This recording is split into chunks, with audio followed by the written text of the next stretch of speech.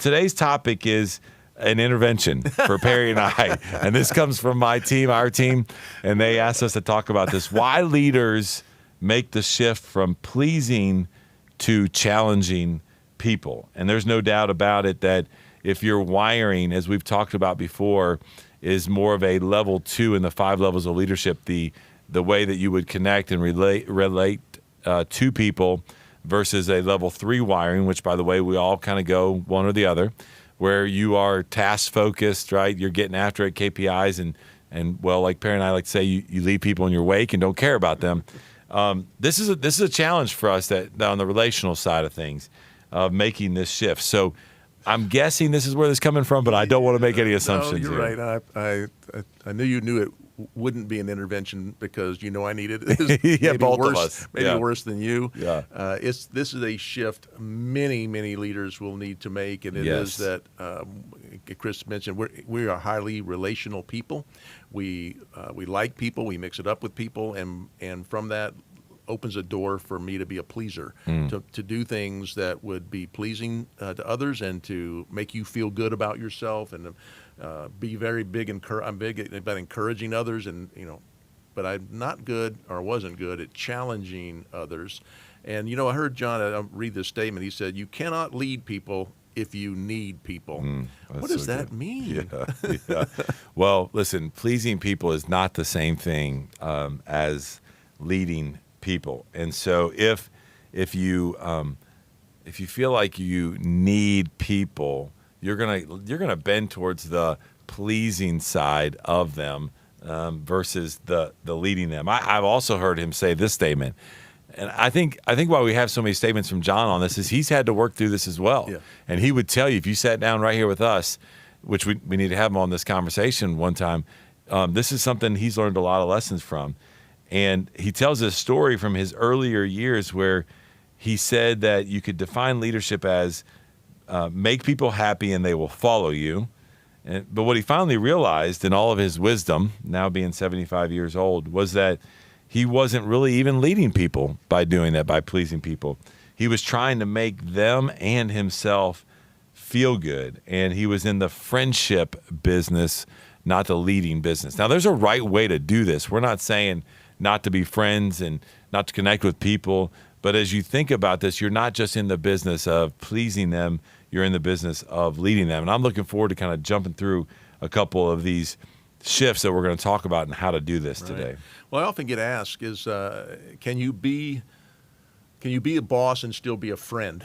I've probably done a podcast on that somewhere along the way about where's the line. I've had CEOs tell me I don't want to have a relationship with my people because then I won't be able to lead them right, or they'll take advantage of me, or I don't want to have that that too close of a relationship. But then here I am on the other side. I'm dying to have that relationship, but am able to lead that. So, I think what I'm learning is you've got to do the right thing for your people instead of what feels right for you.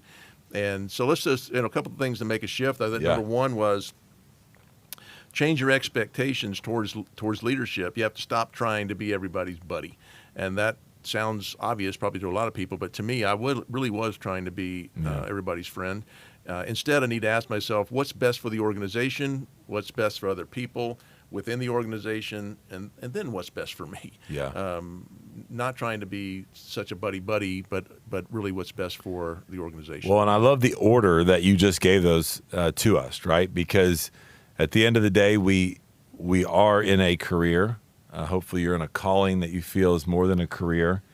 And I think it's so important to say, what is the best thing for this team, for this individual, for you, that would serve the organization the best? And then I love what you said here, the second point, which is what's best for other people within the organization, which leads me directly into the second part here, number 2, of how to make this shift, which is value people as much as you value yourself. Now, if you're truly valuing people, you would give them, like yourself, you would give them your best effort. You would want the best for them. You would serve them. You would empower them. You would motivate them. And deep down inside, I think if we were all being honest, some of the greatest development times that we've ever had is where people were honest with us, where they did give us feedback that maybe wasn't pleasing, but became from a leadership conversation. And by doing that, they valued you because of what they saw in you that you were able to learn from them. And so I think if you'd want that for yourself and the development for yourself, other people want that as well. They just don't want to be your friend. So value them as much as you value yourself. Oh, I love that. Another one, number 3, would work to establish expectations up front. And for me, I can either set expectations, and what are expectations of performance, of our standard, operating procedures, about how we do things, standards for outcomes that I'm looking for. Do that up front and really have an understanding with people, which really sets the tone, a business tone, that we're here to for a purpose. While we're going to be friends and we can be friendly in that, we have expectations. Or, as I tended to do it early in my leadership career, was not setting expectations, letting things kind of unfold, having unstated expectations, and then we have a big disconnect on the back end. People aren't, I was just teaching that this morning with the group I was with, that if you don't have expectations, people don't know are you setting expectations so they know what they're supposed to be doing. And I was being so friendly, I didn't want to put anything on you. I was trying to please someone.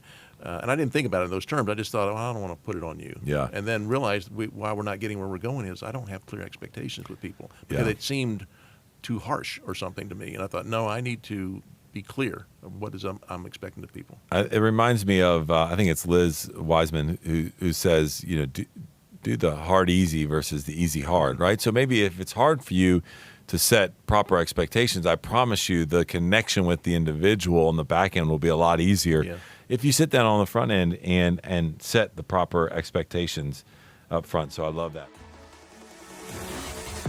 Hey, podcast listeners, do you have a clear plan for growth?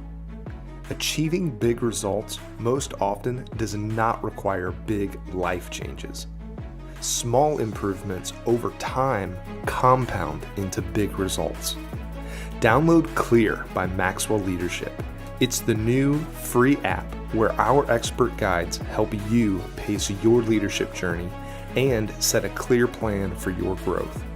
You can also find all sorts of resources on the Clear app, including this podcast, and information on upcoming events such as our International Maxwell Conference this August. This upcoming conference will be like no other, so be sure to download Clear by Maxwell Leadership in your app store and register today. Well, number 4, ask yourself the hard questions before any potential difficult conversations you may need to have.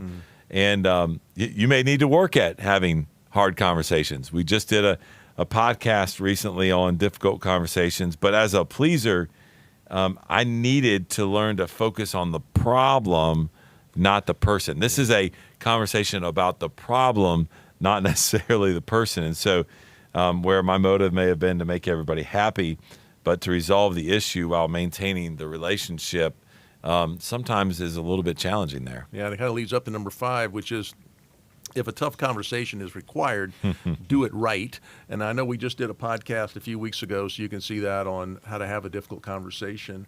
But it really, for me, again, being a pleaser at heart is that I don't want to, hurt somebody's feelings or say something harsh. But that's because I had the wrong motive. I didn't have the right reason behind it. So why am I having the difficult conversation? Think about those 3 questions we always talk about, John. So 3 questions every follower wants to know about you. Can you help me? Do you care about me? Can I trust you? And thinking if that's my motive at the start, was I'm trying to help you. I care about you. You can trust me. I'm doing this for you. Then my difficult conversation is going to be done the right way. Yeah. Is that I'm not doing it to try to win, be right, push you down, or be overbearing, or in my pleaser style, not have the conversation at all because we'll just let it go. It'll probably be okay. It won't be okay. It won't be okay. No. So I mean, what's my motive? Can I do it correctly and do it with the other person in mind? My motive is pure. I want you to win and I want you to improve, but we have something we have to talk about. Love that. As we talk about number 6 here, going from this shift of pleasing to challenging people, man, understand this what we call the 25-50-25 principle. And this is where good leaders always challenge people to rise to the occasion. to become their best, to make sure we're in alignment with where the vision of the organization is. And I was just on a meeting this morning where we were recasting the vision for a certain project to make sure that we can get everybody rowing in the right direction, as you mentioned. But what you're going to find is that not everybody's going to be rowing in the right direction or want to row in that direction. This is where this 25 comes in, where 25% will support your efforts in where you're going and what you're doing. 50%, they'll be undecided. They're there. They're collecting a paycheck. They're along for the ride. And then 25% are going to resist it, and they're going to push back. And the challenge here in this shift that you're working on of going from pleasing to challenging and leading people the proper way is that your job is to help that middle group, the one that are undecided, to move them to the first 25%. I think any movement that you can create out of that will be beneficial to the values, the vision of where you're taking the team. A lot of people, what do? They go right after the bottom 25%. They're like, they're resisting. I got to get them on the boat. But the middle 50, we talk about leadership being contagious. And I think you got to understand it's contagious both in the top 25% and in the bottom 25%. And you as a leader got to go after that middle 50% to get them, in that top 25% of the. I think I speak for pleasers everywhere when I find it incredibly hard to believe there's 25% of the people that don't obviously see my amazing leadership. I don't know who these people are. Or the vision that you have. I have no idea who these people are. Number 7, and finally, before I let you wrap it up, is one of my favorites about balancing care and candor.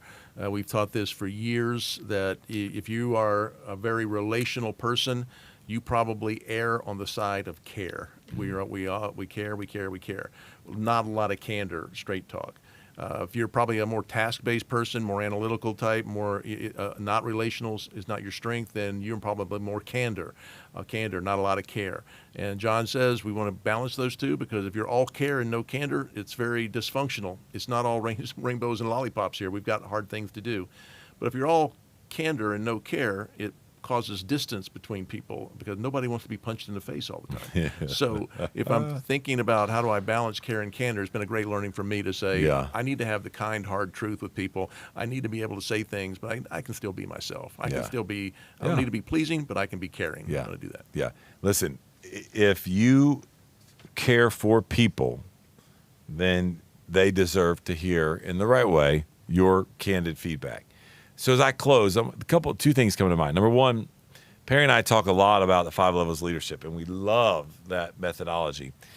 And in there, we talk about level 2 being the connection, the relational, really the foundation to influence, and we believe the success to your leadership.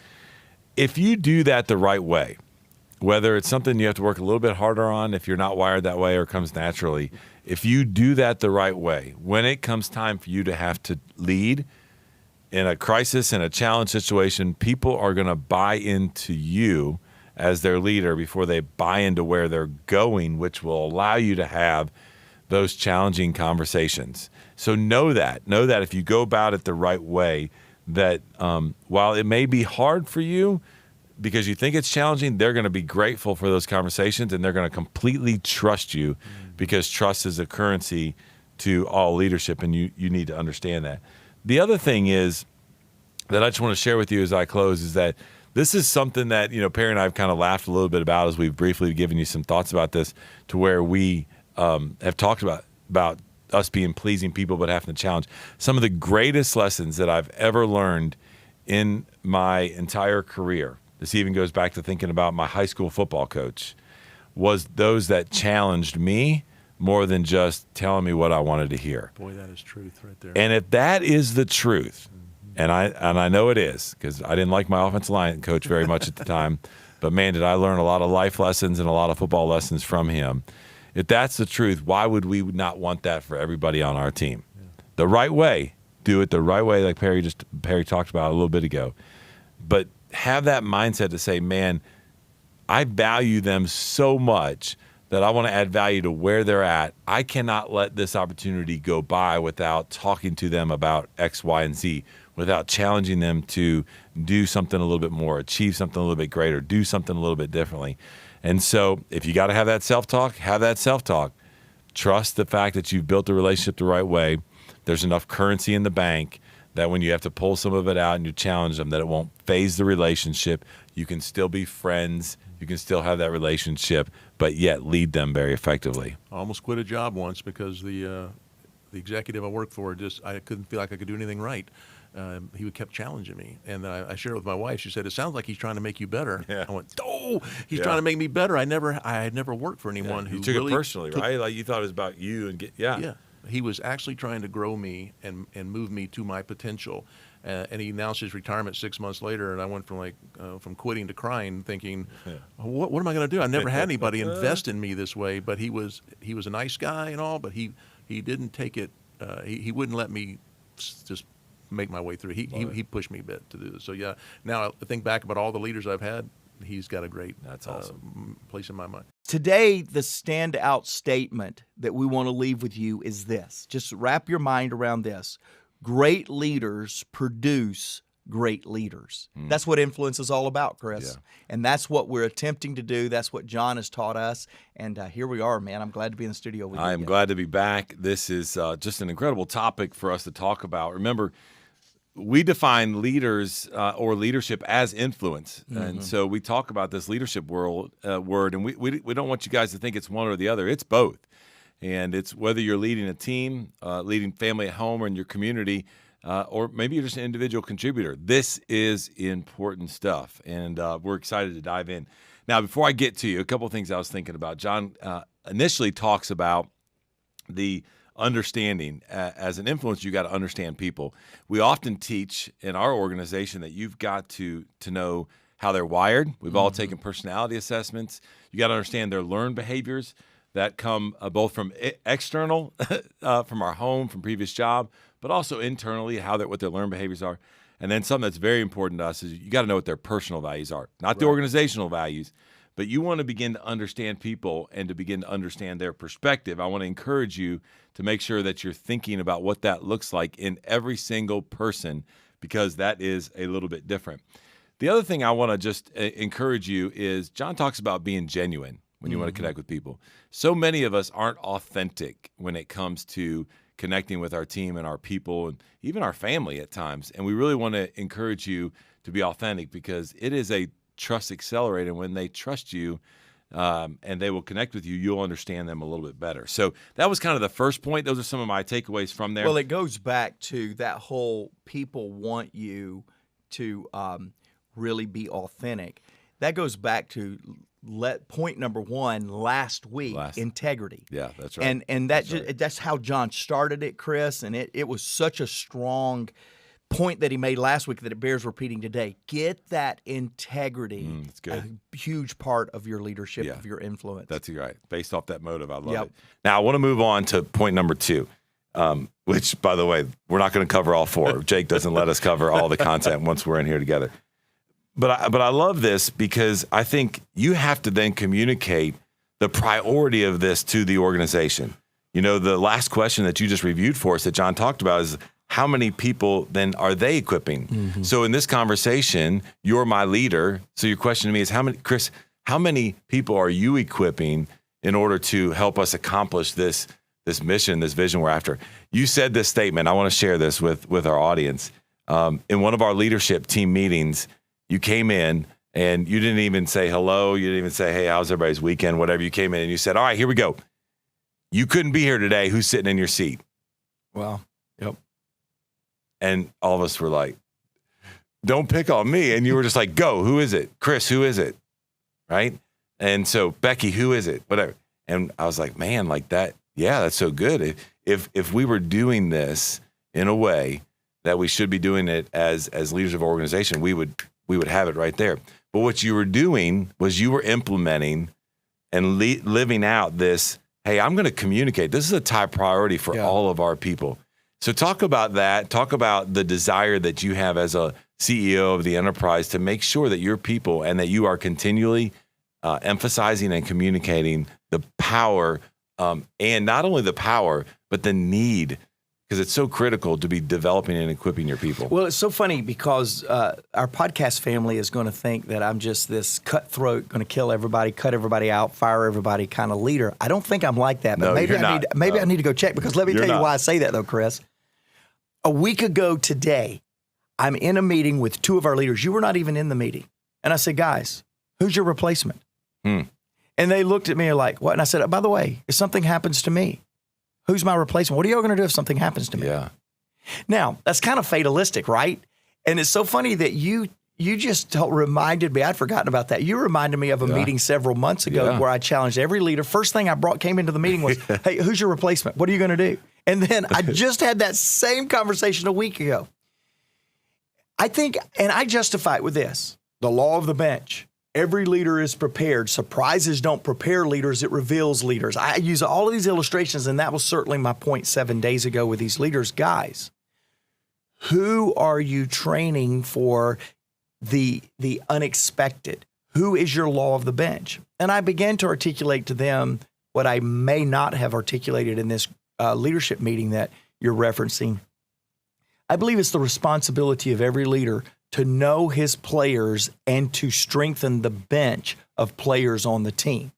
That's not anything earth-shattering or great revealing, I'm sure, to our podcast audience. What's revealing to me when you ask this question today is I told both of those leaders last week who I would replace them with if something happened to them. Now, in this meeting, I was really challenging them because we're not moving the ball forward as quickly as I feel like that we should. And I was going, guys, who is your replacement? And be inviting them into it because they probably can make you better. So it wasn't just let's find a replacement. It was who else is brainstorming with you because your replacement may have better ideas than you because you're too close to the challenge. Yeah. Love that. But as I'm listening to you ask me that question today, as I'm reminded that I asked that question again 1 week ago, which means I may be asking that question way too much, I realized that while I have a plan on who would be their replacement, I have no intentionality on how I am equipping them today. So what am I going to do, Chris? Am I going to wait to equip my bench when they're actually in the game?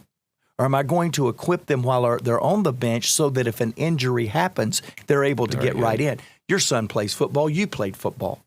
No coach waits until the injury to equip the second string. The second string is making the first string better by learning the game plan, by scrimmaging with them. In the leadership game, in mine and your company, podcast listeners, are we scrimmaging enough with the backups to make sure that they are equipped when they become a starter? Yeah. And I'm telling you this right here, I need to quit recording a podcast and go equip some people because I've got a plan. Yeah. I just am not backing that plan up of equipping to make sure they're ready for game day. Yeah. To further that illustration, and then I'm going to move on to the last point. You look at, now we're biased, we're in the South, so we're big SEC fans. When you look at the level of schools at the highest level in the SEC, the reason they're successful is they have a bench that is ready to step in at any point in time. Yep.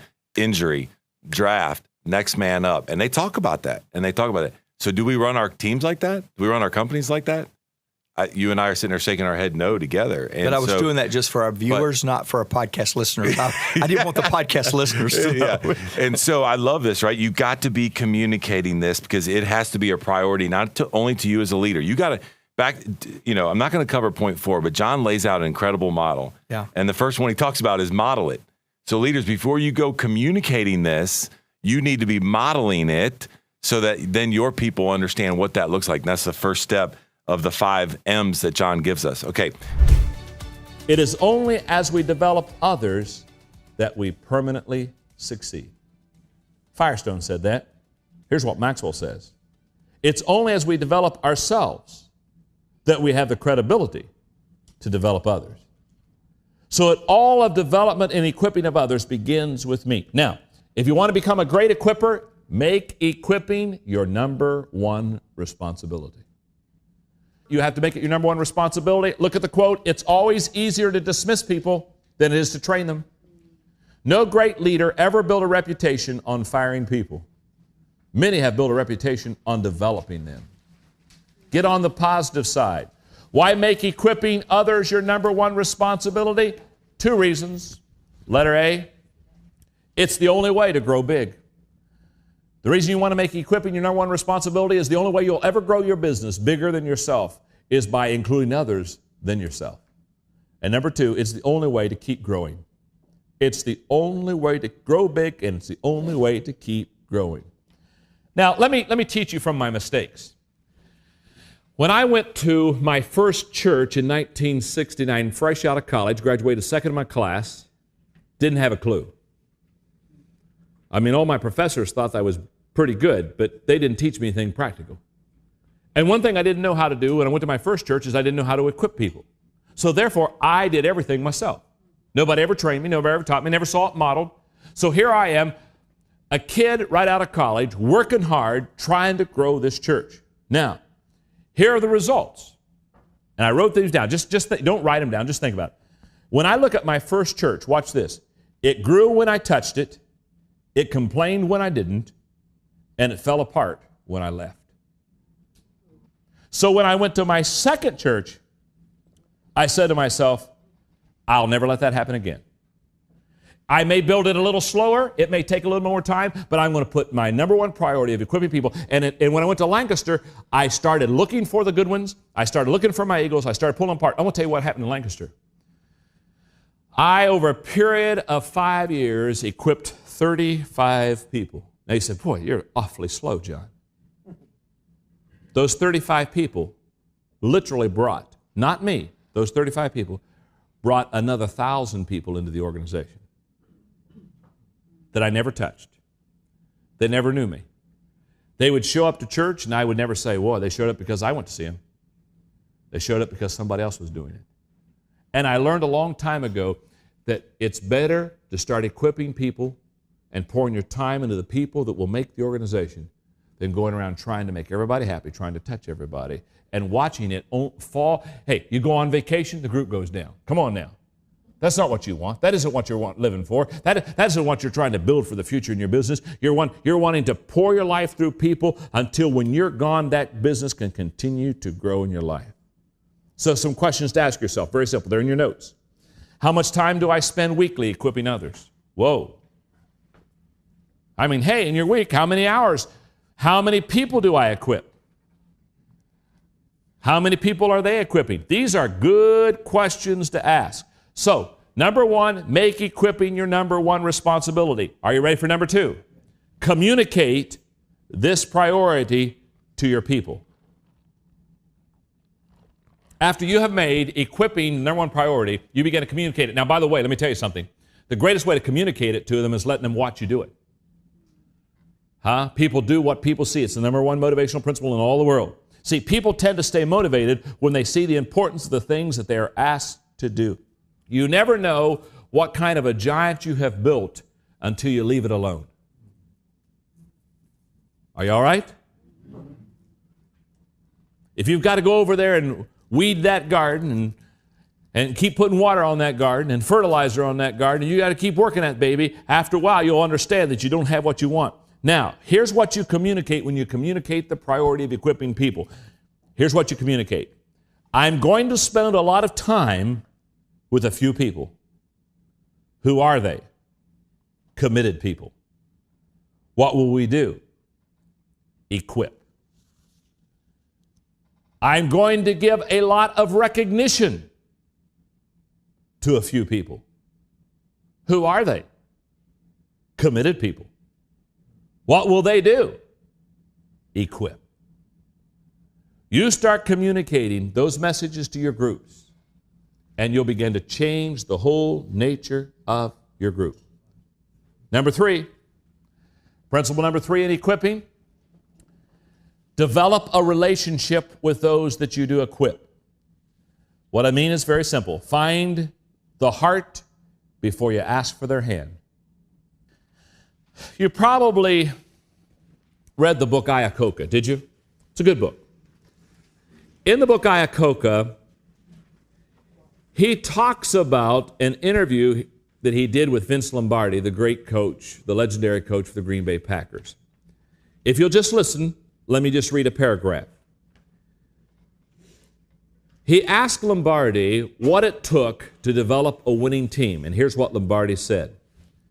There are a lot of coaches with good ball clubs who know the fundamentals and have plenty of discipline, but they still don't win the game. Then you come to a third ingredient. If you're going to play together as a team, you've got to care for one another. You've got to love each other. Each player has to be thinking about the next guy and saying to himself, if I don't block that man, Paul is going to get his legs broken. I've got to do my job well in order that he can do his. He said the difference between mediocrity and greatness, this is what Lombardi said, is the feeling that these guys have for one another. That feeling that the guys have for one another is based on a relationship. It's based on bonding yourself to them. Now, here's what I'm saying. The people that you equip are the ones you have to bond yourself to. And how do you bond to that people? Connectedness. You build and you bond through connectedness. You've got to go home and you've got to develop a relationship with the people that you equip, and you do it through connectedness. Number 4. The fourth way to equip people is to develop a strategy for equipping people. I'm going to give you a strategy. Don Shula has a wonderful strategy for equipping players, the coach of the Miami Dolphins. He says, 1, tell people what you want them to do. 2, show them what good performance looks like. That's very good. 3, let them do it. 4, observe their performance. 5, praise progress or redirect it. Here's Maxwell's strategy for equipping people. Starts with the M's. Modeling. Starts with modeling. I model. In other words, I do it. In other words, they watch me do it so they know how to do it. Number 2 is mentoring. I do it and you are with me. Number 3 is monitoring. You do it and I'm with you. Number 4 is motivating. You do it. Simple enough? And 5 is multiplying. You do it and someone is with you. Hey, podcast listeners! How would you like to be equipped with the tools to continue your personal growth and refine your strengths and weaknesses, all while being surrounded by other growth-minded leaders like yourself? You may have heard of our International Maxwell Conference, or IMC. It's our biannual event in which Maxwell Leadership certified team members come from all around the world to grow and learn together. IMC this August is the first time we're opening the event to the public by kicking the event off with our first ever Personal Growth Day. This is a 1.5-day event on August 29th through the 30th in Orlando, Florida. And it's designed to dig deeper into who you are and how you tick so that you can become the best version of yourself. If you are unable to attend Personal Growth Day in person, we also offer virtual access to the event. If you would like to participate in a one-of-a-kind experience and stand shoulder to shoulder with growing leaders who will sharpen your skills and equip you to create powerful, positive impacts in your life, go to maxwellleadership.com/Personal Growth Day to learn more or get your ticket. We will see you there.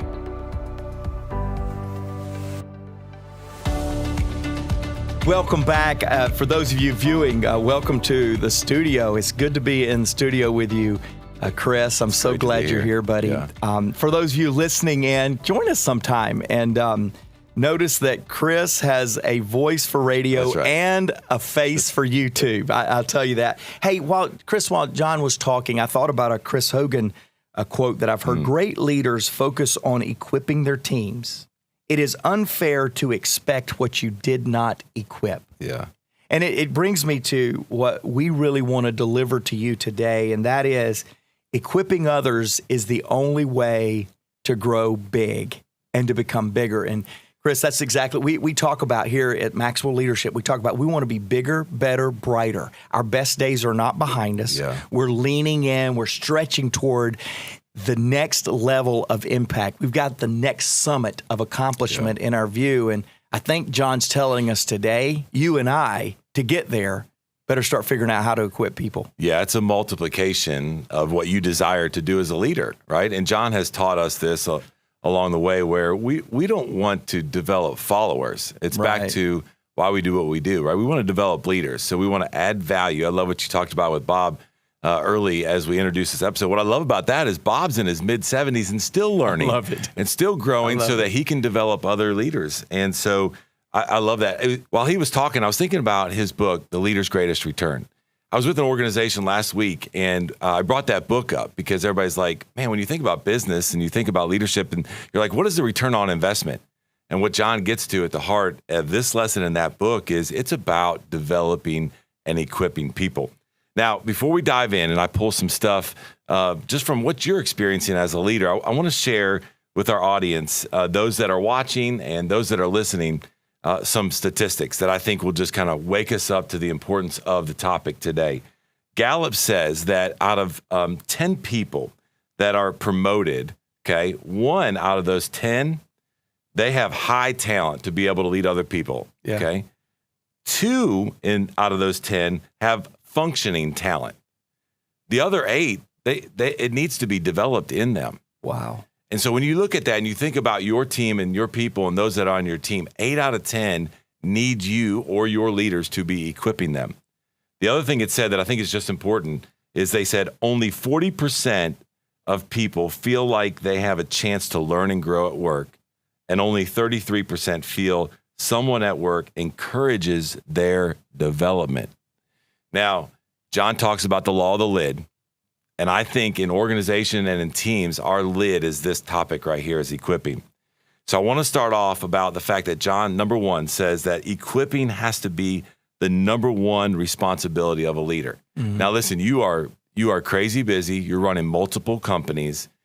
Talk to us a little bit about how do you think about that and how do you act on that, of that being your number 1 responsibility to be able to build this legacy that you're building, standing on the shoulders of John, with our organization. How do you go about that? How do you manage that? How do you find time for that? What does that look like in your schedule? Well, so I want to answer that, Chris, and I want to answer it this way because as John was talking today, and we didn't even mention this really in our pre-comments with one another and our incredible team that helps you and I do these podcasts, but I think first a leader has to really understand what I believe is a big difference between equipping, empowering, and delegation. Absolutely. Okay, that's so good. we're going to save equipping because that's where we want to go today. But let me tell you the difference between empowering and delegation. I delegate the things I don't want to do that people should be able to do, and I want to get rid of that, and I want it out of sight, out of mind. Yeah. And so I delegate. You and I have worked for leaders in our past that they were chief delegators. Yeah. They didn't care if you had the power. They didn't care if you had the resources. They just cared that you had the responsibility. They didn't give you power. They didn't give you resources. They just gave you responsibility. And there's nothing more frustrating with a leader than to be delegated something to with no power and no resources. That's good. Now, empowering is a little bit better because we don't just delegate. We actually give you the authority. You have the authority. I have been here with John. He's now promoted me to the CEO. And Chris, I want you to be over business developing and merging and acquisition with the organization. And I look at everybody that says, whatever Chris says, it's me saying it. He has the power to do that. And you do quite well sometimes. But then there is a time to where you have been empowered, but you don't have the resources. Right. I think that's where equipping is what John's trying to do.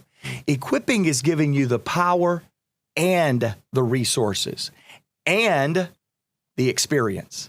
In other words, we'll find out a little bit later in the lesson that a really good equipping strategy makes sure that you have experience before you have responsibility.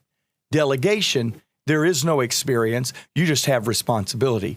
Most of the time with delegation, resources are not even thought. And so when I'm listening to this lesson, I put it in a very high level of leadership called equipping, not empowering, not delegation. Let's now answer your question because it's different every time we get a new role and responsibility. Yeah. This is true confessions. And by the way, every Wednesday, I feel like it's confession time for Mark Cole. The things I need to work better It's actually an intervention that the organization has decided to implement. Chris comes in as an ambassador for all of our leadership every Wednesday to try to get me back on track. Yeah. And today's really no exception because the pace that I'm running, the pace that we all are running, is causing me to shortcut equipping. And you can't shortcut equipping. Again, John did show us in the lesson a little bit earlier that there is a distinct process. That's the 5 M's. There's a distinct process that you have to go through for equipping, and you can't shortcut it. Recently, we added to our team an operational leader. I've never had for a long time, I shouldn't say never, but for a long time, we've not had a chief operating officer, a operational leader. And I was cautioned by my business advisors before we hired Matt. And they said, trust me, you're going to want to delegate, equip, empower, all those things in 6 months. But it's taken you 22 years of leading operations to get where you are, and you can't do that in 6 months. And I'm discovering, Chris, that in my own world of trying to equip, I lose the number one responsibility of equipping people at this stage in my life and replace that number one priority with holding them accountable. But I'm holding them accountable to something that I have yet to equip them, and I'm frustrating all of us. And that's where I think that every leader has to understand when they move to the next level of responsibility and they want to get to doing the things that their new appointment is requiring of them, they still cannot shortcut or reprioritize the fact that all leaders need a number one priority of equipping others. Yeah. It's interesting. You just talked about frustrating others. When you were going through and you're talking about, and I love this, you were talking about the difference between delegation, empowerment, and then this equipping. And what I loved about it is I was like, oh, it's an aha moment for me personally, because you were talking about these differences. And for me, I was like, if I go down this route of someone delegating something or empowering me, there's more frustration in that from my leader to me that I feel towards my leader than if there is true equipping. And then you just added on top of that where you talked about not only do I need to equip them, but then I need to make sure I stay in equipping and not just holding them accountable to that. Mm-hmm. And I thought that was a great illustration for that. You know, I before we move to the next point, Chris, I mean, John gives us 3 questions here in this point. You may even have some comments on this, and I want you to make them because you've been in the organization a long time. But I mean, think about if every leader that's listening to this podcast or watching it would do what John challenged us to do right now. Mic drop, podcast over, go to work. And it's these 3 questions. How much time do I spend weekly equipping others? And Chris, while John was teaching, I went back in the Rolodex in my mind. That's an old word for you young people that means a big old Rolodex thing on your desk of just memories or contacts was what it was most of the time. But I went through and shuffled through my mind really quick, and I went, last week, how much time did I spend equipping? Oh, it was that silent in my mind. I don't think I spent any time last week equipping. In the season that we're in, foul, throw the penalty, 15 yards back. I'm going to look today at my calendar and say, how much time am I spending equipping? And then the other question is how many people are we equipping? I've got in my mindset now, I've got 1 or 2 people that I need to be equipping so that I can get some things off my plate, rather than who can I equip to help me reach for the future.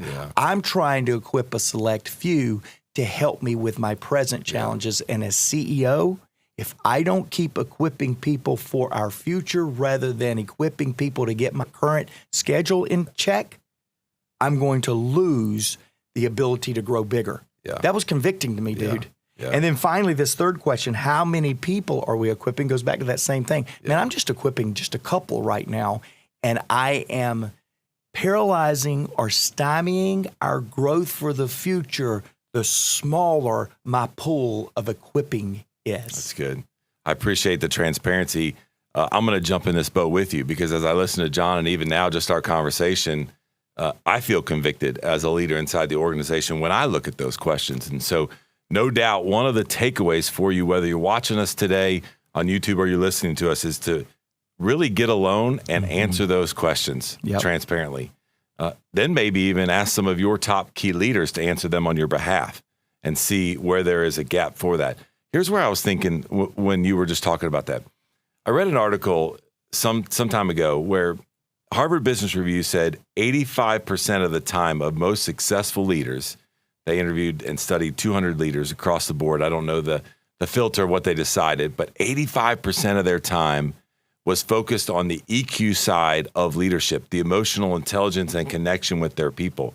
85% of the time. Wow. You and I are sitting here saying we're convicted because we don't even know if one day we spent. Now, did we do some emotional intelligence connections? We did. But did we get specific about the equipping side?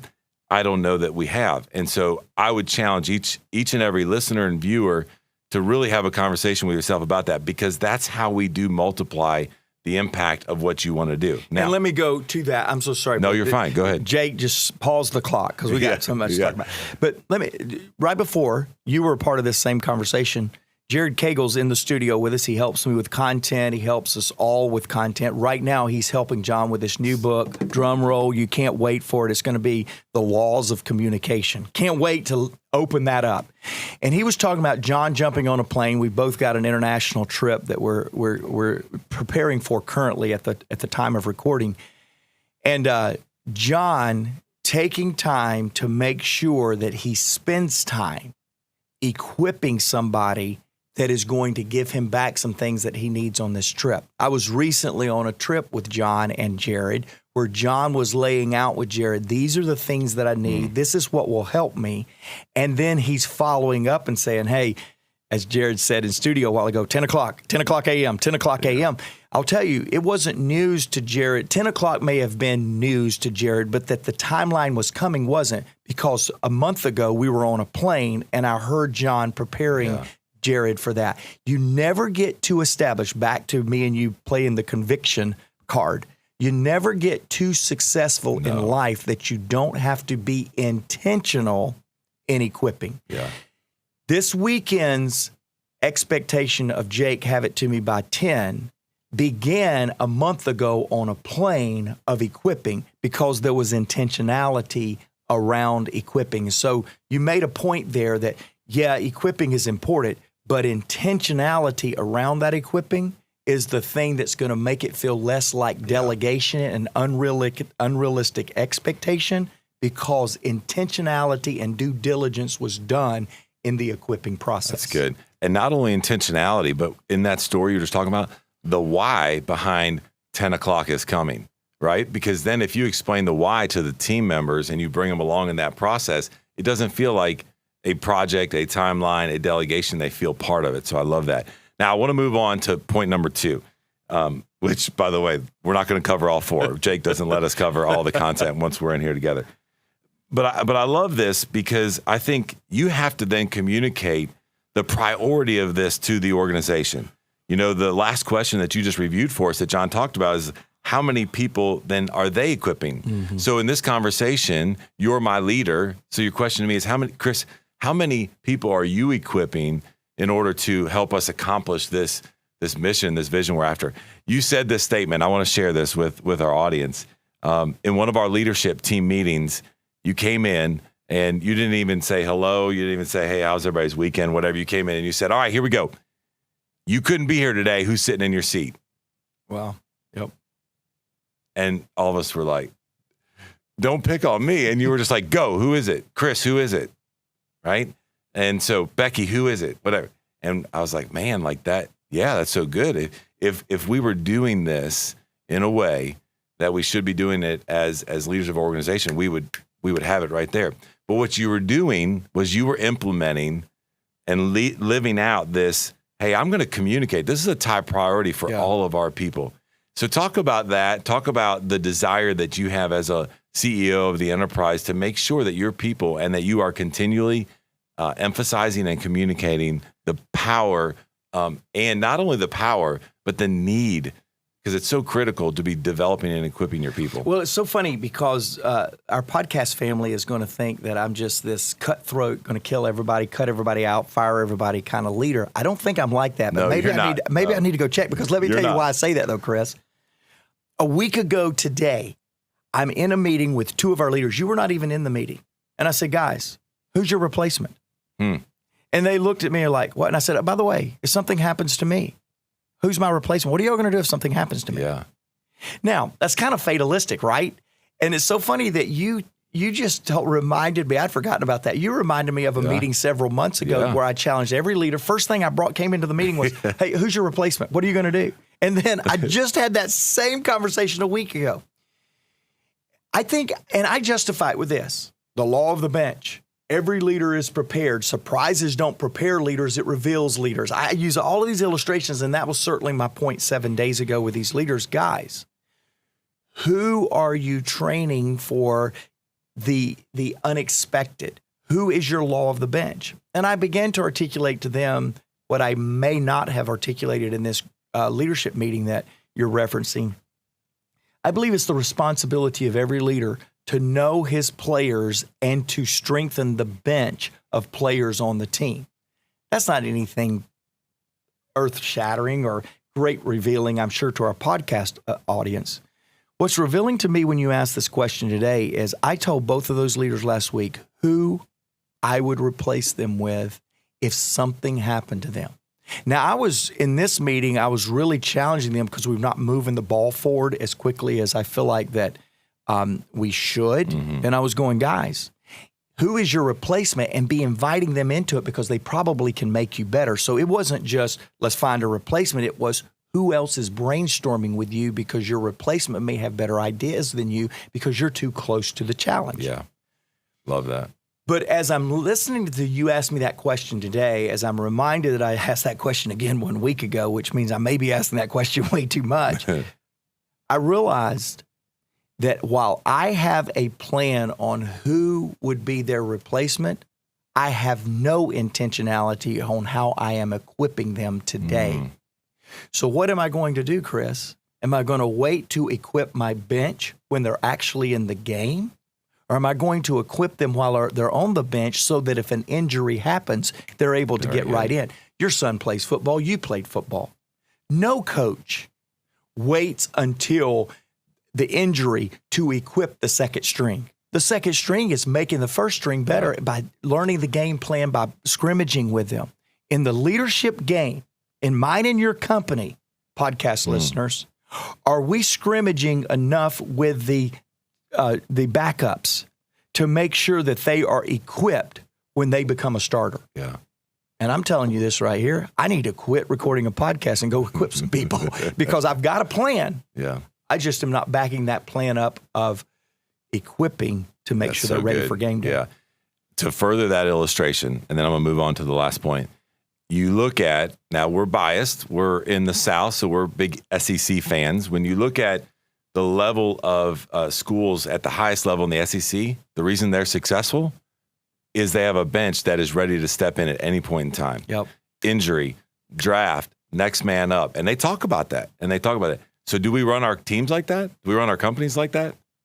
You and I are sitting there shaking our head no together. And but I was doing that just for our viewers, not for our podcast listeners. I didn't want the podcast listeners to know. Yeah. And so I love this, right? You got to be communicating this because it has to be a priority, not only to you as a leader. You got to I'm not going to cover point 4, but John lays out an incredible model. Yeah. And the first one he talks about is model it. So leaders, before you go communicating this, you need to be modeling it so that then your people understand what that looks like. And that's the first step of the 5 M's that John gives us. Okay, now last point, all right? I really want to hear from you on this because you and I, we have a bent towards this. And John talks about we have to develop a relationship with those that we equip.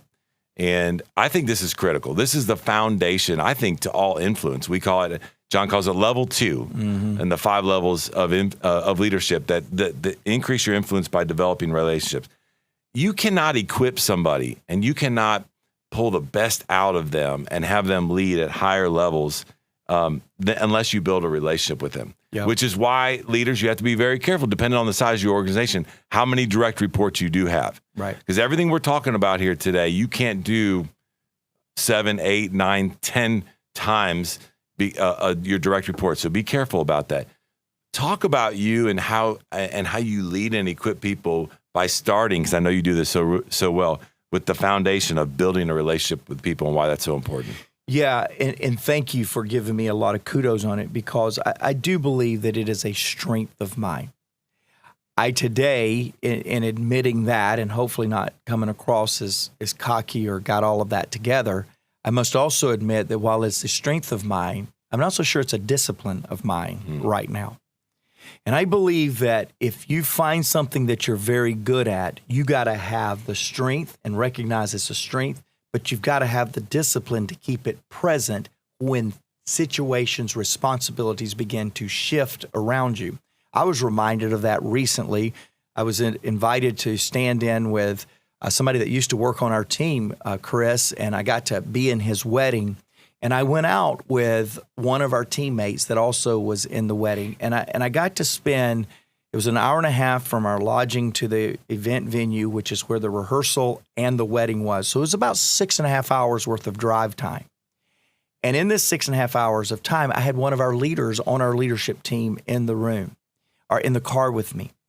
And what occurred to me as I was on the plane coming home from that experience, it occurred to me how little I had been spending in cultivating that relationship. Now, was the relationship fine? Did we pick it right up where we left it the last time we went to play golf or ski or whatever we have done together recently? Absolutely we did, because of years and years and years of operating in my strengths.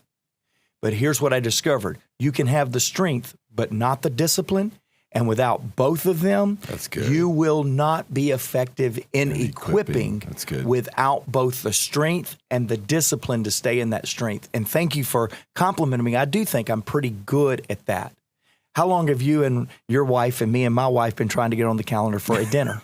Don't answer the question. It's been a long time, listeners. It's been a long time. But that's really important because you and I both want to invite our better halves, Yes. let's be really clear Yes. if that's the case, Yeah. into what we do on a daily basis, because you and I both travel a lot.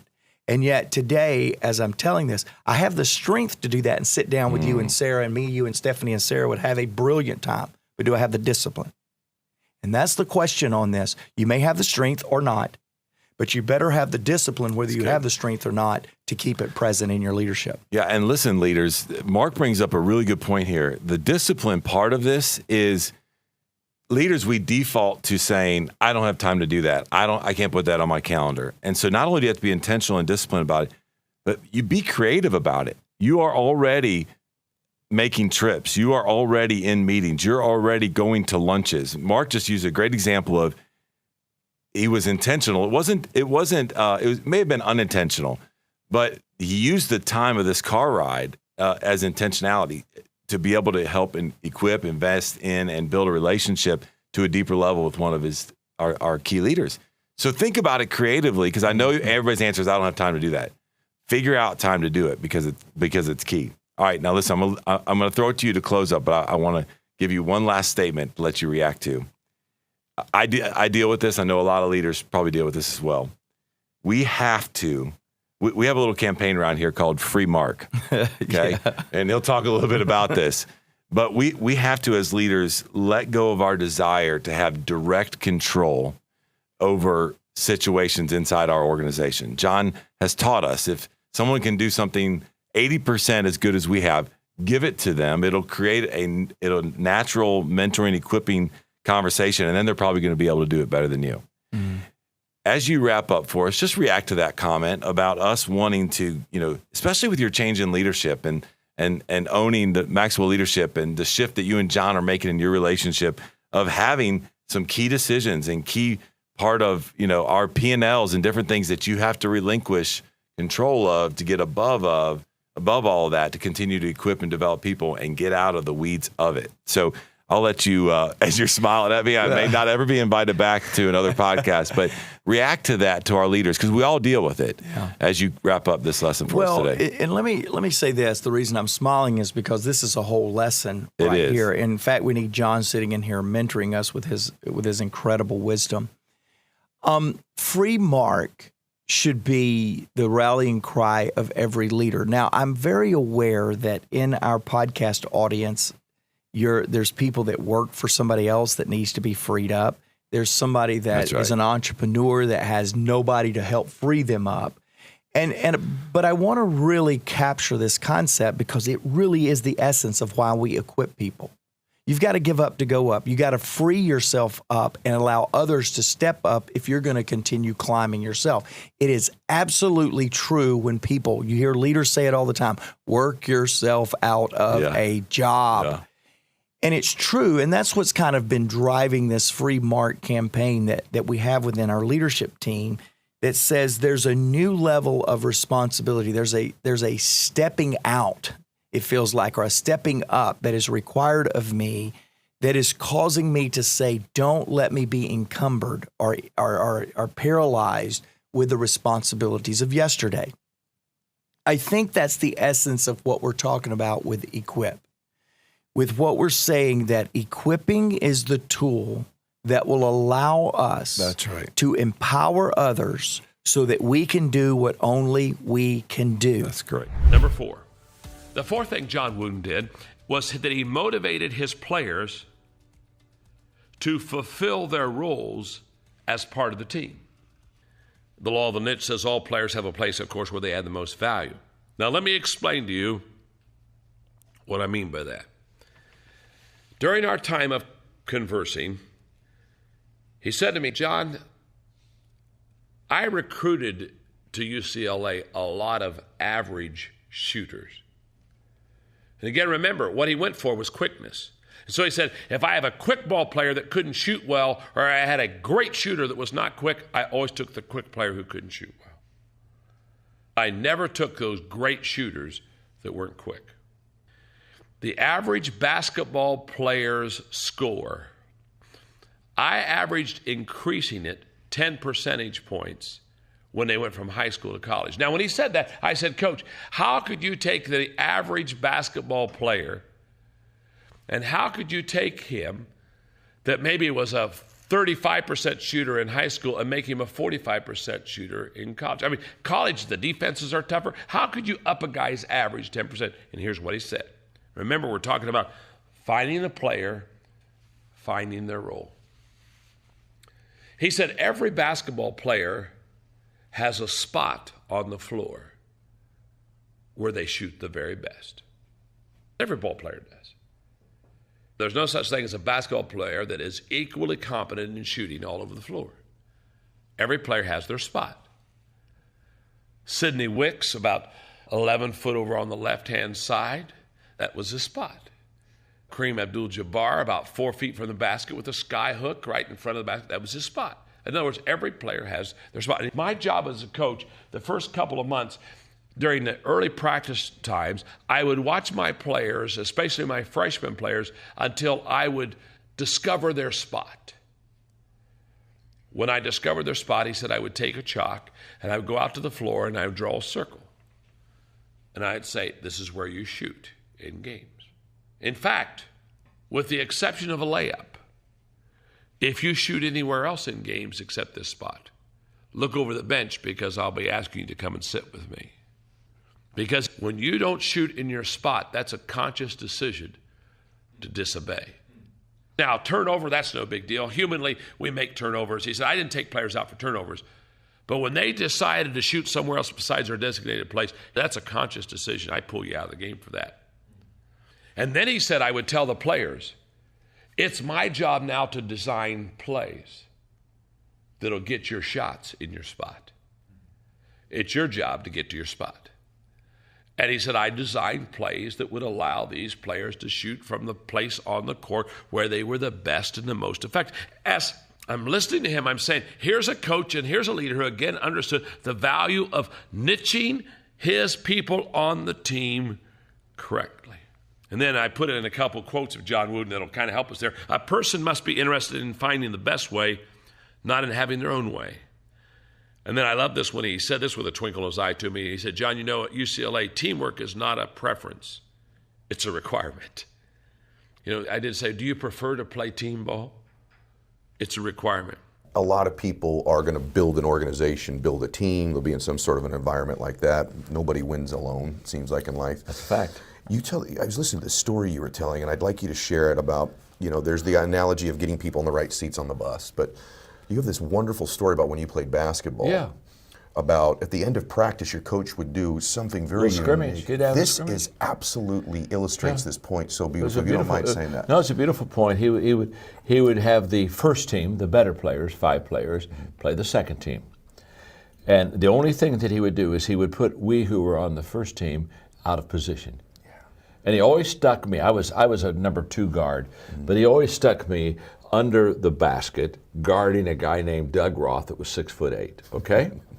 And he'd put maybe our center out there with the point guard. Well, he's put us out of position, and they said, now stay in your position and play to 20. Well, what would happen is the first team would always lose. And he'd sit us back down and say, now, did you lose because of talent? No. Did you lose? No. You lost for one reason. You were out of position. And remember this, whenever you're out of position, you're going to lose. Well, what they did is, I'm guarding a 6'8" guy. They just throw a high pass to him. He's just dropping that belt over me the whole time. Sure. Well, you can't. And so it was a great teaching for me that no matter how gifted you are, no matter how committed you are, if you're out of position, you're not going to be successful. That's why everybody needs to find their sweet spot. Yeah. What do I really do well? Yes. And on that, there's a point that I really want to make, and that is, I tell people, if you want to be highly successful, you've got to get into what I call the top 5%. Okay. So you got 100 people. You got 100 people here in whatever chosen profession you've got. You've got to be in the top 5. Yes. You got to get there, and you can only get to the top 5 if you're in your sweet spot. You can't get to the top 5 working on weaknesses. You can't get to the top 5 if I'm not in the area of my giftedness. So you got to find out what you're good at, because that'll give you, if you're committed and if you got good strategy and all this other, you got a good team around you, then that'll allow you to get in that top 5. And once you're in that top 5%, you're in good shape. You're going to do very well. And I tell them, it doesn't matter what your profession is, you got to get in the top 5%. And you can only get in the top 5% if you're in your position, if you're in your sweet spot, if you're in your gift. Is there any technique, strategy, thought you have in order to identify what those sweet spots are for you? Oh yeah, trial and error. I mean, when I started, let's go to I started off as a pastor. And so I had a counseling degree. So now I'm counseling people. Well, it takes me about 6 months to realize I'm not any good at that.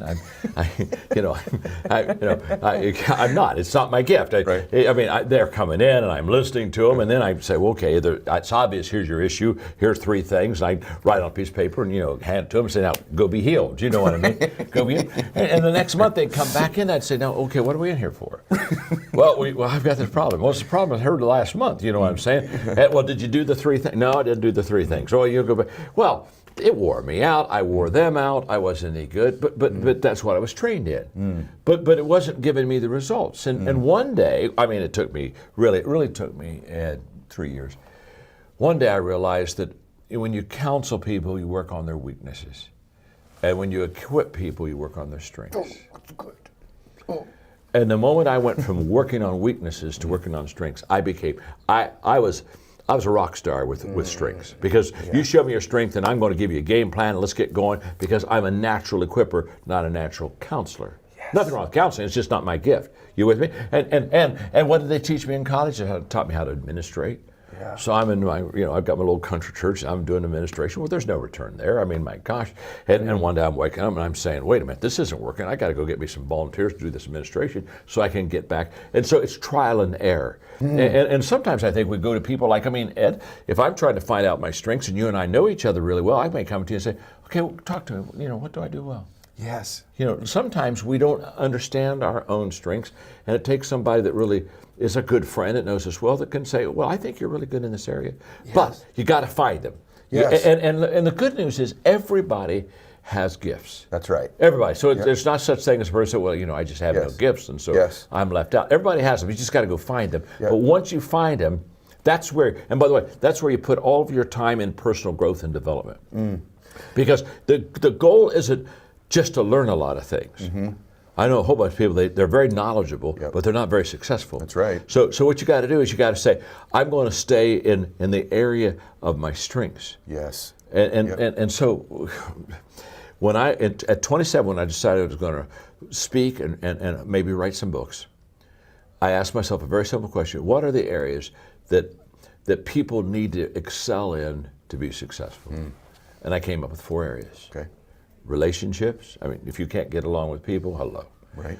Equipping. If you can't develop a team, you may have personal success, but you're not going to have multiple. You're not going to compound success because you don't have people helping you. An attitude of overcoming adversity and difficulty, the getting back up, not quitting, that whole process, and leadership, the ability to influence people. And at 27, I said, those are the 4 things I'm going to spend my life.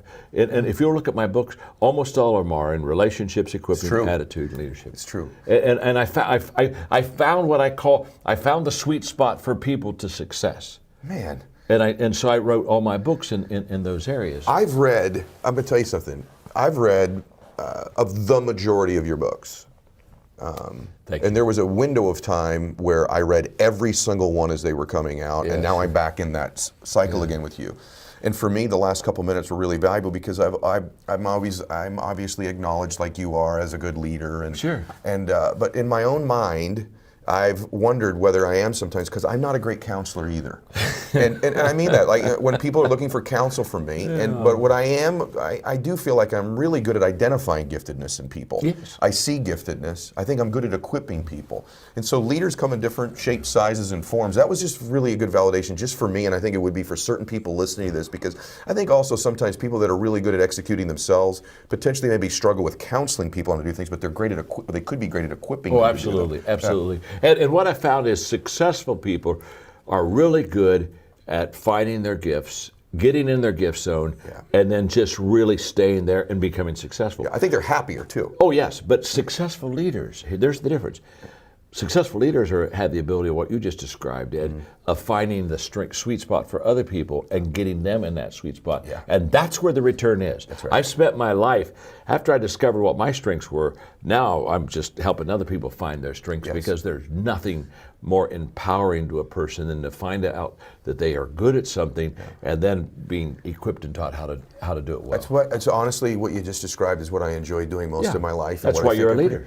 Okay, there's 2 more points, and one of them was about change, and one of them was about potential. And so we can land on either one of those. Which Let's one do would you like? potential. Okay, let's do that. Let's do potential, because we talk a lot about on here about growth, but let's talk about potential. Okay, that's great. So he talks about his weaknesses in the 3 things that he did about, and man, can I relate to those weaknesses in believing more, that people are capable of doing more than they actually are doing, that he believes they can do it quicker, and that they will do, more than they're actually capable of. And so then he talked about the things that he learned of from those things and how he turned that into his behaviors. So I'm just curious about you.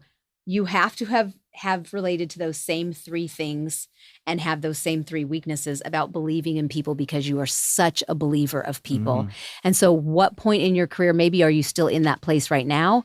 Or how can you unpack that for people who are believing and hanging on to team leaders that maybe they either need to release, not because they choose to release it, but because their behaviors, you need to keep moving forward with the vision, and they're still hanging back and defending why they don't want to move forward. Yeah, I love this. And again, if time permitted, and we are about out of time, but if I looked at John's statement that managers see all people the same and leaders see people and lead people differently. And I think what we're talking about right here is John says not all people can climb to the same level. Well, my heart wants to see everybody as a 10, which means everybody should achieve the same wonderful things in life. If this person has these privileges, if this person has this accomplishment, then everybody should have it. Right. And if they don't, we need to try to figure out how to help them. And a leader never thought like that, because a leader knows it's the leader's responsibility to know the potential inside of a teammate and to lead them to that potential, not to the leader's expectation. And I'm learning right now, Tracy, that I am leading often. I'm leading people according to my expectation, not according to their potential. And the day that I realized that, because I want all of our team to get to the same peak at the same time, doing the same things. So let me pause you for really quick. What you're saying is what you're talking about is the 10 on their forehead is their value, not necessarily their potential. That's exactly and right. And that's what we get confused. We do. And we need to detangle that. Absolutely, they, no matter whether they have a potential of a 2, in their life based on everything that's happened in their life and what's happened to them and their experiences so far. And let them be the best at Best achieving their a 2 and 10 still feel too. the value of Yes. being a 10 with a 2 potential. Someone needs to hear See, that that's why today. John says. Me. Yeah, that's why John says you do not have to earn my love. I see your value, but you have to earn my time. That's right. Because he's going to put time as a leader into the potential of the individual, not into the worth of the individual. The worth is there. You're there. You don't have to qualify for your worth. You've got your worth. Yeah. But you do have to qualify and work toward and for potential. John made a quote right here, and I'm going to close with this right here. He says, "Leaders match the man with the mountain." Oh my So goodness. good. I keep trying to match the mountain with the men. Yeah. I keep trying to look at the people on my team and say, "Oh, you can reach my mountain, my vision with me. I know you can." Right. Rather than look at them and saying, what mountain can you achieve, or what place on the climb is going to be the place that really is good for you to accomplish. And I think that's our challenge this week, leaders, is to really challenge ourselves on what we're doing with the leadership limitations in our life. The people you're leading have capacity. They also have limitations. And that scares us because we want to see everybody with the same amount of potential. It's just not true. For those of you that are faith, it's not biblical. There are 30 talent, 60 talent. There's 35. There's 1 talent, 2 talent, 5 talent people. There's 30-fold, 60-fold, 100-fold people that we need to understand as a leader. It's our responsibility not to classify people according to worth, value. It's our responsibility as a leader to classify them according to potential, the size of the mountain that they need to go. I noticed in the title you said when a leader believes, sees, and develops the potential in others. Why did you start with the word believe? Yeah, great question. Because of these conversations I'm having, I realize you are not going to be a people developer. You're not going to push people to a higher capacity, to a larger potential. You're just not going to do it if you don't personally believe in people. If you don't believe that I didn't put this in our notes at all, but I got thinking about it as we were talking before the camera came on, about even Carol Dweck's mindset piece, that you can almost have a fixed mindset about people sometimes. You think, well, they are what they are. No, they're not. It's a growth mindset that I need to have as a leader, to really be believing that people can develop, people can grow. And it's going to be up to me, the leader, I have to believe that. Yeah. If I don't believe it, I'm not going to probably commit. I've got plenty of other things I've got to go do, and that's going to take a back burner. Yeah.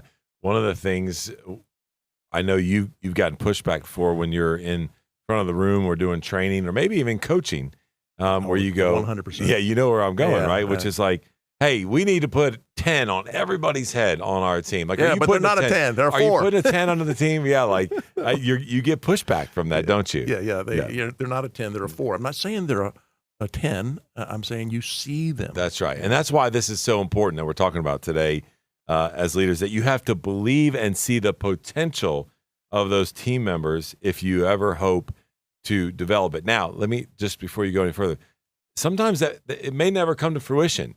You may have the hope and you may see this, but over time and giving them resources and trying to develop them and giving them opportunities and chances, it may not get there, and that's okay. But you have to start at the place of you have to believe and see the potential in others. Well, people will rise or fall to your level of That's right. expectation. And That's right. I always ask people in coaching, even in front of the classroom, can you tell when someone believes in you, that they think positively about you, when they're interacting with you, when they're talking with you, when they're around you? Can you just tell if somebody thinks highly of you or doesn't think highly of you? And I think most of us can figure out that, yeah, I think they think, well, I raise my game around those people. I don't want to disappoint those people. I actually try to live up to that expectation. And I think so many of us as leaders, we set that. I was just listening to Ed Milet, and I got thinking about how people see themselves, their identity. Yeah. And this acts as a thermostat on them. And you know, a thermostat can heat up the room or cool down the room based on outside circumstances and what you've set it to. Well, if you've set somebody up that they're a 4 or a 5, then anytime they have a winning moment or they're succeeding or advancing, that internal thermostat will just cool them back down to a 5, whatever they are. And I'm thinking, well, if I'm a leader, can I affect that? Can I help them to see capacity, see that potential, and believe in them that they can do it? Now we're on our way. Way before we start developing potential, I believe you've got to believe in them and see the opportunity to do that. So I 100% agree with you. So once we believe in the people, and then we see that people have more potential, more capacity than what we're currently seeing being lived out, then how do we develop the potential?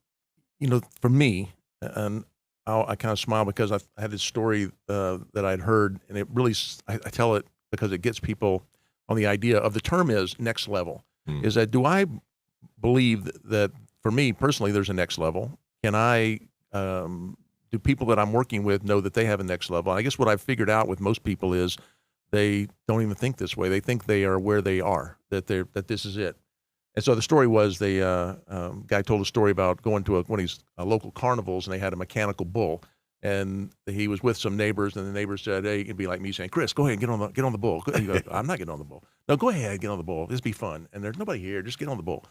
And the guy kept rejecting, but then the owner, the operator of the bull, said, "Hey, let me tell you, it's going to move it up, but don't hold on too tight. Hold on loosely with a loose grip under the rope, and then just go. If you hold on too tight, when it moves, it'll throw you. But if you hold on right." The guy said, "All right, I'll do it." And he got on, and then the bull rose up, and it started flicking this way and flicking that way. And the guy, as he's telling it, said he got a little confident, and he started putting his other hand above his head and holding with one hand, and it went the 8 seconds, and the buzzer went off, whoop, and he swings his leg off like he's John Wayne and comes walking back over, and he looks over at the operator and says, "Wait, great tip. That was great. Thank you very much." And the operator looked at him and said, "That was level 1.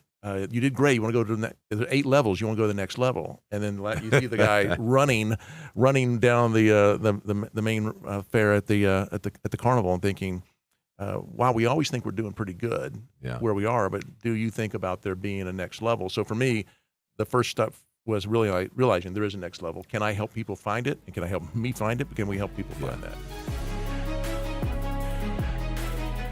Hey, podcast listeners, how would you like to be equipped with the tools to continue your personal growth and refine your strengths and weaknesses, all while being surrounded by other growth-minded leaders like yourself? You may have heard of our International Maxwell Conference, or IMC. It's our biannual event in which Maxwell Leadership Certified team members come from all around the world to grow and learn together.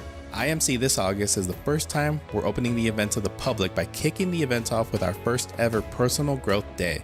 This is a 1.5-day event on August 29th through 30th in Orlando, Florida, and it's designed to dig deeper into who you are and how you tick so that you can become the best version of yourself. If you are unable to attend Personal Growth Day in person, we also offer virtual access to the event. If you'd like to participate in a one-of-a-kind experience and stand shoulder to shoulder with growing leaders who will sharpen your skills and equip you to create powerful, positive impact in your life, go to maxwellleadership.com/personal growth day to learn more or get your ticket. We'll see you there. For those of you that are not joining us yet on YouTube, you just missed some of Perry's animations on that story. But I love that, right? Like the first thing that you just talked about is that we need to help them believe in the next level. That they first got to kind of believe that.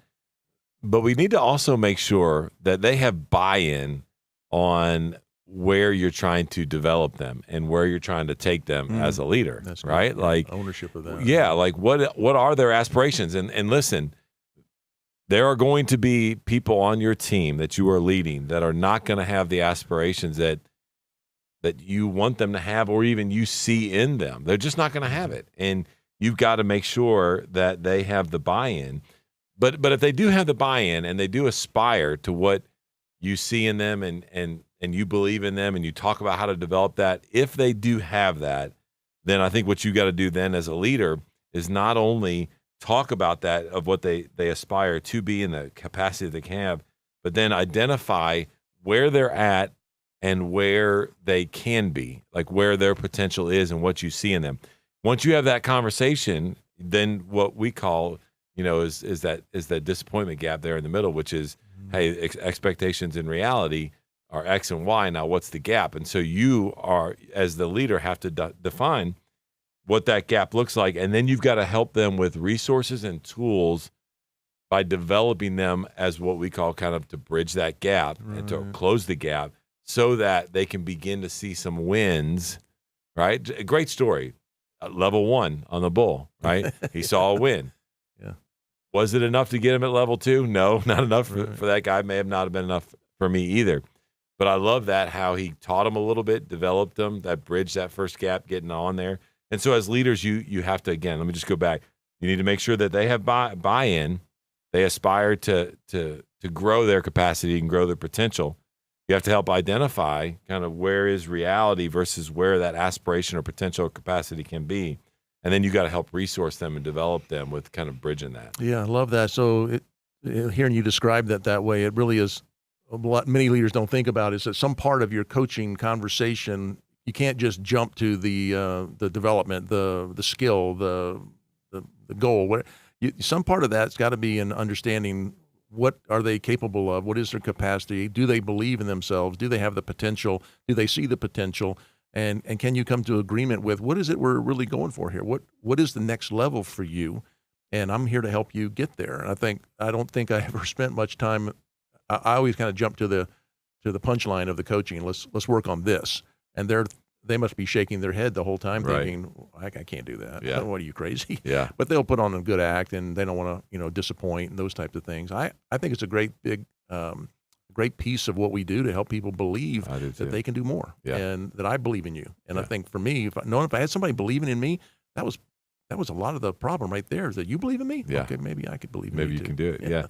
I'm going to give you 5 things that I do every day to add value to people, okay? And this is going to work. This is going to work for you. And by the way, this is every one of you can do this. Every one of you can do this. So look at your neighbor and say, even you can do this. Go ahead. All right? Even you. Because there are 5 things I do every day. Every day. You say, John, what do you mean by every day? I don't want to go too deep on you. Don't want to go over your head. I mean every day. Number 1, every day, I value people. And you say, okay, when you say you value people, I mean, who do you value? Everyone. And you say, what do you mean by everyone? Everyone. Jesus created everyone. What part of everyone do we not understand? Look at the person you're sitting beside and say, Jesus loves you. Go ahead and tell them that. Jesus loves you. Look back and say, Jesus loves me. Yeah, he does. Look back at him and say, Jesus loves people I don't even know. Yeah, that's good. Oh, one more thing. Look at him and say, Jesus loves people I don't like.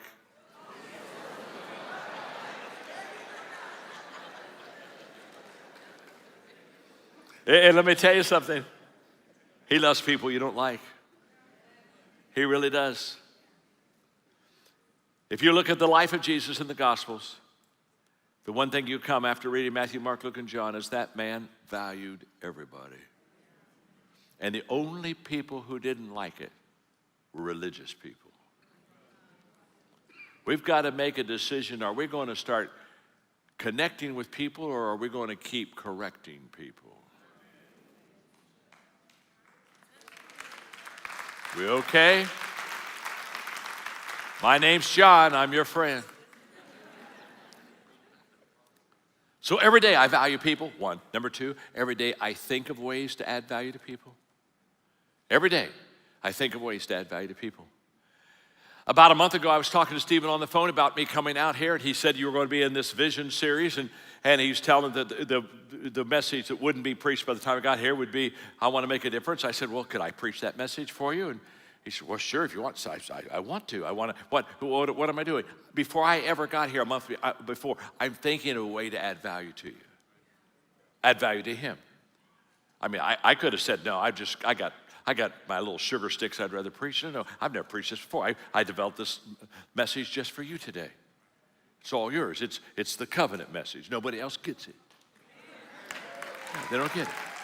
Now, it's very simple. Why? Because I think of ways of adding value to people. Number 3, every day I look for ways. I look for ways to add value to people. And let me say, you see what you anticipate.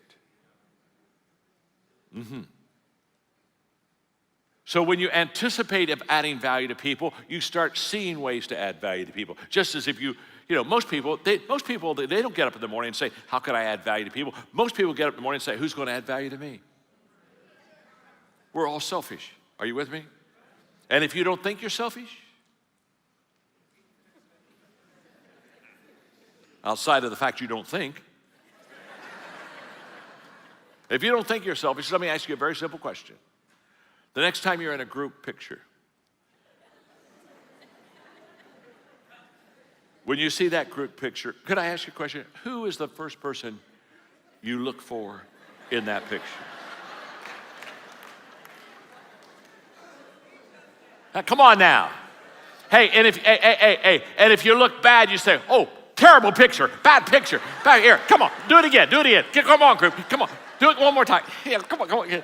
And if you look good in the picture, you say, oh, great picture. Send that to me. Yeah.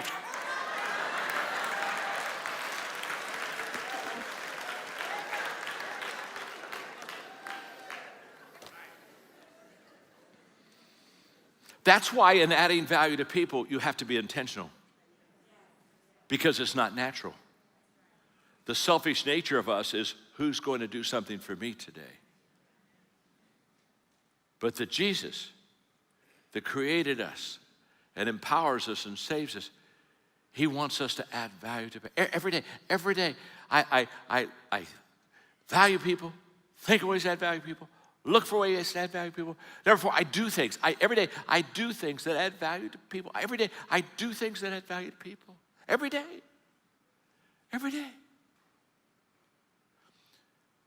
Margaret and I have 5 grandchildren. They call Margaret Mimi. They call me Papa. Margaret picked the names for the first grandchild. She said, what are the grandkids going to call us? I said, I have no clue. It's not really been on the top of my agenda. Well, she said, I've been thinking about it. She said, I want them to call me Mimi. Well, I said, I like that. But she said, I don't want them to call you Pee-Pee.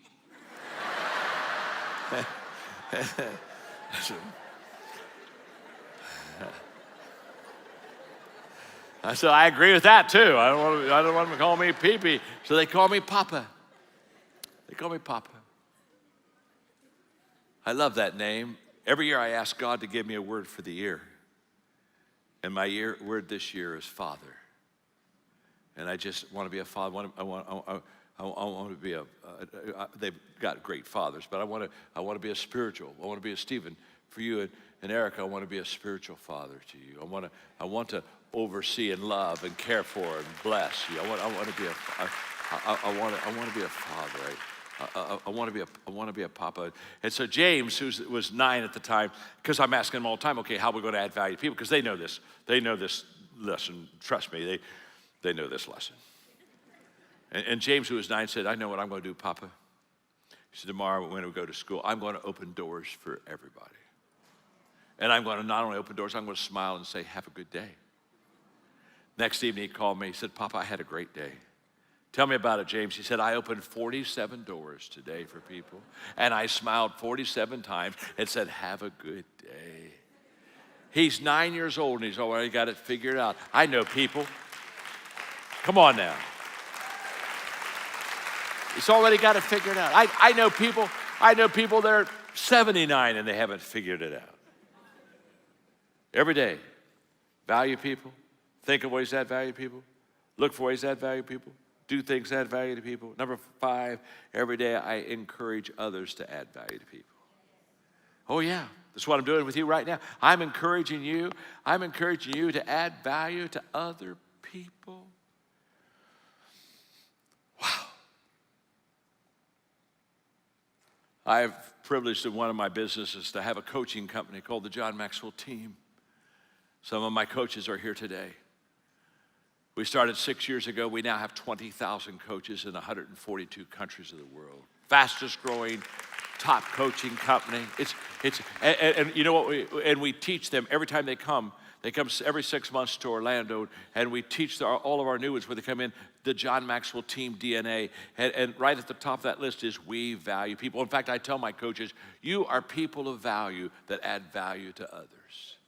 That's who you are. You're people of value that add value to others. If you don't value yourself, you won't value anyone else. That's what Jesus said. You got to love yourself so you can love your neighbor. Love your neighbor as yourself. And we teach that. And it's so exciting. I've got 20,000. They're my legacy. They're the legs to my legacy. I got 20,000 legs running around. Yeah, I do. Going to 50,000. It's a movement. If you want to know, I've not done this, but if you want to know how to be a John Maxwell Team coach, just go to johnmaxwellteam.com. We'll put you on a. Now, you don't want to do this unless you want to climb. We're all climbers. We're not sliders. So if you're a slider, don't go there, please, please, please. You'll mess us up. Your name is Charlie. We'll have to drag you around all the time. Every day I do those 5 things. Value people. Think of ways to add value to people. Look for ways. Do things. And encourage others to value people. And you can do that. Every one of you can start today because today matters. Amen? Bow your heads with me, would you please? On all of the campuses, I want to thank you for allowing me to communicate to you today, and I'm going to ask the pastors on all the campuses to come forward. Because now I'm going to ask one last important question before we wrap this up. Because we're talking about making a difference. And I've shared with you my Make a Difference journey, and I know it's resonated with literally thousands of you today. But let me just talk to you for just a moment about the person that can make the biggest difference in your life. His name is Jesus. He loves you so much, he came to this earth, lived here, died on a cross, resurrected on the 3rd day to provide a relationship of forgiveness and salvation to every person that hears my voice. He can make a difference, the greatest difference in your life. With every head bowed and every eye closed, I wonder how many of you, not only in this auditorium, but the other auditoriums also, I wonder how many of you just raise your hand and say, hey, John, I know you're right, and I want to have a relationship with him. And you just raise your hand up real high all over the auditorium, and by raising it up high, you just say, John, I'm going to raise my hand because I want you to pray for me. And in a moment, I'm going to pray for you while you're in your seat that you'll begin this relationship with you. But in all the auditoriums, and in this one too, would you raise your hand right now if you'd just like to know God in a personal way? Oh my goodness. Raise them up high. Raise them up high. I just like to know them. I see your hands up in the balcony being raised, over on the sides. I just like to know. Just raise them up high for me. Real high, just for a moment. Keep them up there for me. I'm looking at them because I want to see you so that I can pray for you in a moment. Now that you that have raised your hands, right now I'm praying for you. Lord Jesus, you see the hands that have been raised, and more important than the hands that are raised visibly, you know the heart that longs to have a relationship with you. And you said, I stand at the door of your heart and I knock. And if any person hears my voice and opens the door, you said you would come in. And these that have raised their hands, they're right now saying, Jesus, come into my life as my Savior. Come into my life as my friend. I want today to begin a relationship with you. I want you to make a difference in my life so I can make a difference in the lives of others. I pray, God, right now you'll hear that prayer and you'll answer that prayer in the name of Jesus. And everyone said, amen. Thank you for letting me pray with you. Thank you for letting me be here today. God bless you.